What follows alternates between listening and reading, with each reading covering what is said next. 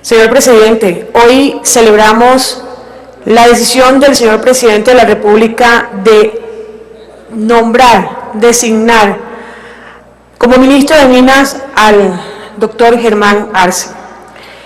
Y quiero hacerle un llamado precisamente al nuevo ministro. Yo creo que este nuevo ministro tiene que estrenar su cargo dándole soluciones a la problemática energética, no solamente del Caribe colombiano, pero hoy quiero especialmente solicitarle la situación que vive el Departamento del Atlántico y la ciudad de Barranquilla. A raíz de una lluvia ocurrida en la madrugada del día martes, a partir de ese momento la ciudad ha tenido constantes interrupciones en el norte, en el sur, en los municipios del área metropolitana, en el sur del Departamento del Atlántico, constantes interrupciones que ha afectado y que hoy tienen en la calle de muchos municipios y de la ciudad de Barranquilla habitantes protestando ante el mal servicio que se presta de energía eléctrica.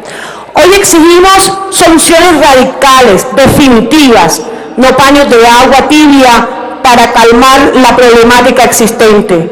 La situación de Electricaribe, que no ha querido entender que ante los razonamientos obligatorios a los que nos someten permanentemente, vienen afectando la dinámica. Por favor, representante.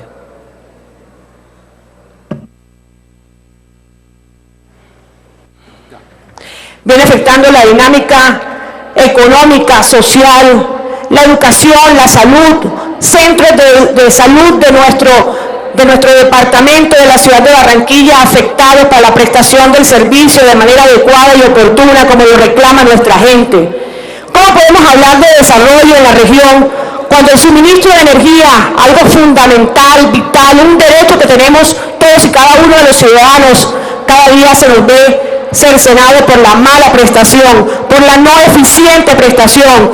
Porque es que no podemos seguir con la excusa de la salinidad, de la contaminación que tiene el Caribe colombiano, la ciudad de Barranquilla, el Departamento del Atlántico, porque la empresa debió implementar desde hace mucho tiempo acciones para mitigar esta problemática.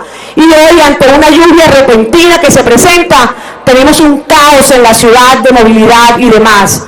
Exigimos soluciones, señor ministro, pero no soluciones que demoren en el tiempo, son soluciones radicales y definitivas para poder contrarrestar la problemática que hoy afecta a nuestra región. Muchísimas gracias, señor presidente. Muchas gracias a usted, representante. Representante Prada, que también tenía una constancia desde este mediodía, por favor, tiene el uso de la palabra.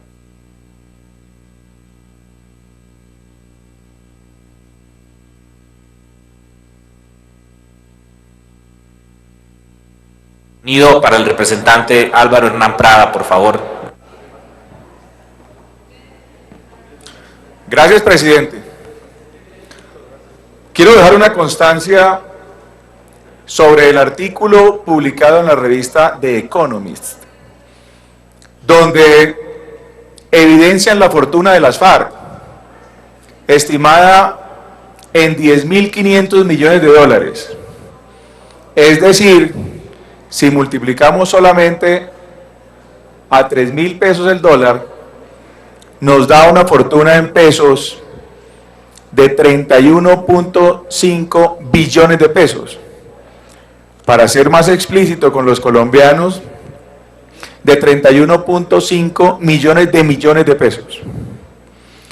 Esta fortuna que han conseguido a base de su actividad criminal, narcotráfico principalmente, siendo el principal cartel de cocaína del mundo, está complementada con sus otras actividades criminales, como la minería ilegal, el tráfico de combustibles, el secuestro y la extorsión, que la han posicionado como el tercer grupo terrorista más rico del mundo.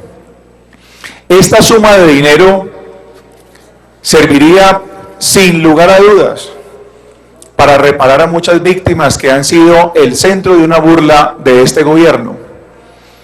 Gobierno que ha querido también excusar, no solamente en el hecho del crimen del victimario, que aquí es las FARC y no el conflicto armado, sino también de esconderle la plata de las FARC. El presidente de la República se le olvida que él mismo dijo en San Vicente del Caguán en el 2013 que las FARC tenían 500.000 hectáreas de tierra solo en el sur de Colombia, y posteriormente el comandante de las Fuerzas Armadas corrigió la cifra de la cantidad de tierra en el sur de Colombia, dijo que eran aproximadamente 1 millón de hectáreas. Ahora la revista The Economist nos da un dato muy importante. Si hacemos la división entre los 40 salarios mínimos a los que tiene derecho una víctima de homicidio, desaparición forzada o una víctima de lesiones personales que supere el 80% de su capacidad de trabajo, tendría la posibilidad de obtener la nada despreciable cifra de 1.200.000 colombianos, esta indemnización aproximadamente. Pero si además decimos que los desplazados en Colombia, principalmente que han sido por supuesto desplazados por las FARC, les diéramos la oportunidad que les entreguen lo que les deben entregar si se han inscrito antes del 2008, que son 27 salarios mínimos, pues la cifra tampoco de colombianos no es nada despreciable. Alcanzaríamos a indemnizar o mejor a reparar a 1.750.000 víctimas, y si son 17 salarios mínimos, porque son desplazados inscritos después del 2008, tendríamos la posibilidad de reparar a 2.863.000 víctimas. Le hacemos un llamado al gobierno nacional y le exigimos que en coordinación con la unidad de lavado de activos persigan en una operación transnacional. Termine, representante, por favor. En una operación transnacional persigan los bienes y el dinero que tienen las FARC en Colombia y fuera de Colombia, en diferentes países. Acuérdense que hace poco le cogieron a solamente un integrante de las FARC 30 millones de dólares en Costa Rica, a solamente uno. Aquí tenemos la responsabilidad, por supuesto, de encontrar cuáles empresas en Colombia y por fuera de Colombia se han prestado para esta operación de lavado de activos. Y también, por supuesto, los colombianos vamos a estar muy pendientes de exigirle a este gobierno o a cualquiera que venga en el futuro que no puede legalizar los dineros de las FARC para que se convierta en la operación de lavado de activos más grande de la humanidad. Estamos hablando de 10.500 millones de dólares que mucha falta le hacen a millones de víctimas de las FARC en Colombia, pero que además sería un gravísimo error y precedente para las próximas generaciones que un gobierno de un país legalice esta cantidad de dinero producto de actividades criminales que han dejado sangre regada por todo el territorio nacional. Mil gracias, presidente. Representante Óscar Hurtado.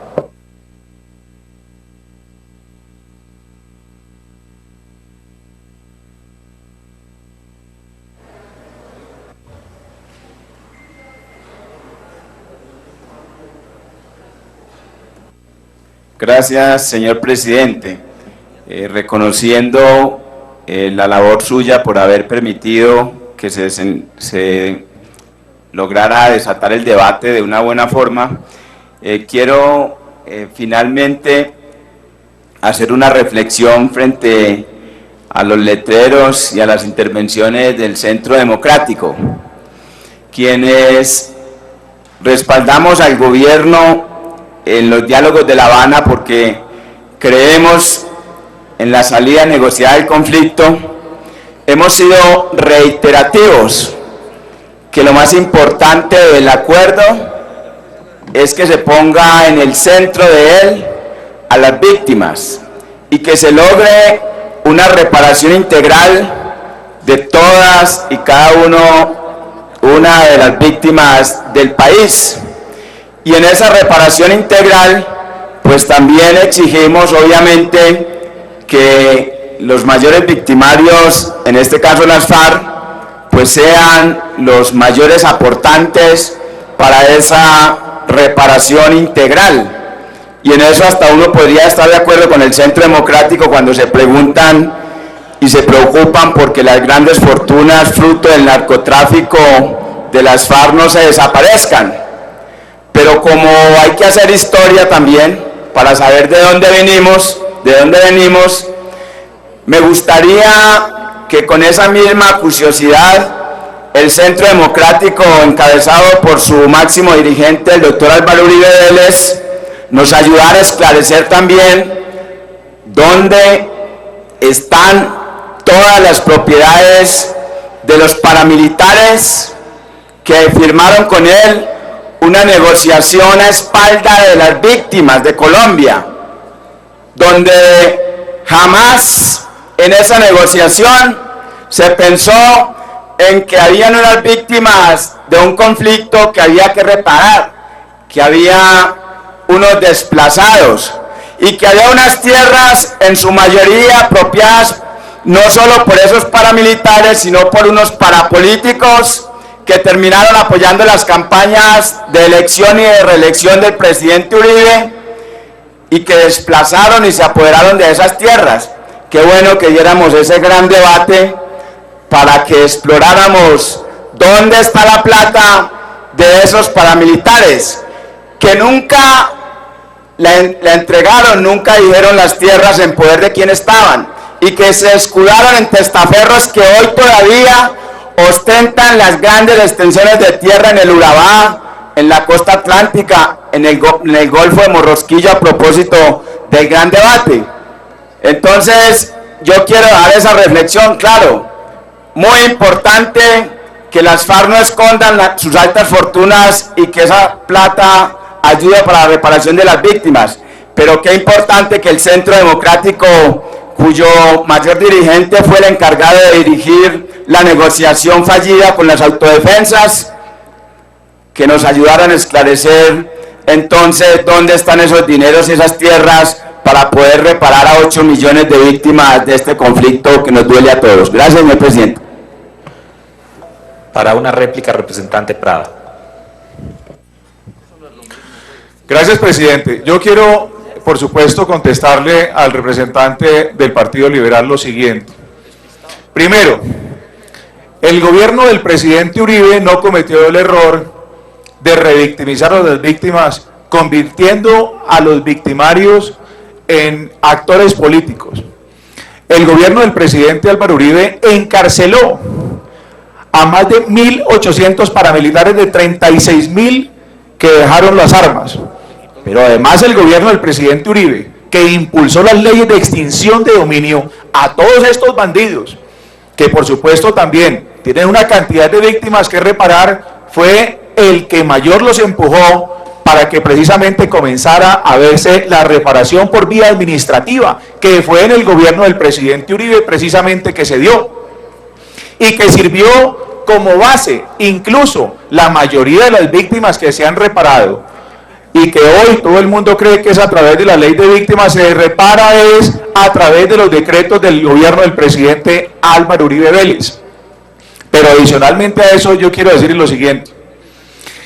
Nosotros tenemos la frente en alto y podemos decir que aquí los paramilitares inclusive están en contubernio con la guerrilla terrorista de las FARC, con el ELN. Todas estas BACRIM que hay en Colombia son producto, por supuesto, de una coordinadora que ahora opera para financiar actividades criminales y fortalecerse militarmente para atentar contra los colombianos. En el gobierno del presidente Álvaro Uribe se respetó el derecho a las víctimas, se les ayudó, pero no se les puso en el centro para burlarse y buscar electoralmente un acuerdo. Ahora lo que vemos aquí permanentemente es que los amigos del gobierno les duele cuando se hacen exigencias a las FARC. ¿Y por qué lo hacemos en este momento? Porque estamos negociando con las FARC. La negociación con el el sometimiento, porque aquí no se cedió absolutamente nada a los bandidos paramilitares, fue en otro momento. Aquí estamos negociando es con las FARC y vamos supuestamente a negociar con los mismos errores con el ELN, y tenemos que decirle a ellos que tienen que reparar a sus víctimas, más cuando una publicación, una revista tan importante está precisamente validando lo que hemos dicho nosotros, que las FARC son una organización multimillonaria, supremamente rica, y que tienen la obligación, por supuesto, que con su fortuna se reparen a las víctimas. Pero adicionalmente, tenemos que decirle al representante liberal que el gobierno del presidente Uribe extraditó a los paramilitares que seguían delinquiendo, obró con autoridad, se sometieron a la justicia, no fueron elegidos o no fueron habilitados para ser elegidos políticamente, no fueron objeto de impunidad. Aquí, en esta negociación, lo que hemos estado viendo, por supuesto, a lo largo y ancho del territorio nacional, es que las víctimas se quejan, porque además de todo lo que les han hecho, ahorita las FARC tienen la posibilidad de decir: yo no soy el victimario, es el conflicto armado el responsable. Entonces, de esa manera no voy a contar ni la verdad, ni me voy a someter a la justicia, y menos voy a reparar a las víctimas. O dígame si en el punto de narcotráfico hay alguna exigencia del gobierno hacia las FARC para que reparen producto de ese negocio ilícito a los millones de víctimas. O en el punto de tierras, que lo mencioné ahora, 500.000 hectáreas, solo dijo el presidente de la República, 1 millón del comandante de las Fuerzas Armadas, solo en el sur de Colombia. No hay una sola exigencia para que con esas tierras se puedan reparar a las víctimas. Así que... Por favor, representante, termine. Así que, representante, no engañemos a los colombianos, no le digamos cosas que no son, exijamos más bien para que efectivamente los victimarios, cualquiera que sea, con la plata de su fortuna, con la plata que han recogido producto de la actividad criminal, reparen las víctimas y no le pasen esa responsabilidad también al Estado colombiano. Así que, presidente, pues le agradezco mucho la oportunidad del derecho a réplica. Mil gracias. Finalizamos con el representante Arturo Yepes. Señor presidente, obvio que hay que terciar en este debate, que bien interesante es, aunque no haya la presencia de muchos colegas, se dicen cosas de parte y parte sin razón. La semana pasada no más, supongo que quien me antecedió en el uso de la palabra también leyó la prensa. El presidente de la República manifestó claramente que el Estado colombiano perseguiría el dinero ilícito de las FARC precisamente para aplicarlo al resarcimiento de las víctimas. Entonces, lo que se le quiere hacer entender a la opinión nacional que observa por televisión este debate es que el presidente nunca dijo eso. Pues suficiente con poner en boca del presidente cosas que no ha dicho, como para ahora venir a decir que el presidente no ha dicho lo que sí ha dicho. En reiteradas ocasiones hemos escuchado de boca del presidente que se constituirá un fondo producto del acuerdo de paz para atender a las víctimas, proveniente no solo de los propios victimarios dentro del acuerdo que se haga con ellos, sino también de la comunidad internacional, que nada ha tenido que ver con la generación de víctimas, pero que quiere contribuir a la paz de Colombia, y naturalmente también del Estado colombiano, que ha sido lamentablemente, con actuaciones como las de los falsos positivos, también victimario. Tapar el sol con un dedo no nos va a dar la paz, señor presidente.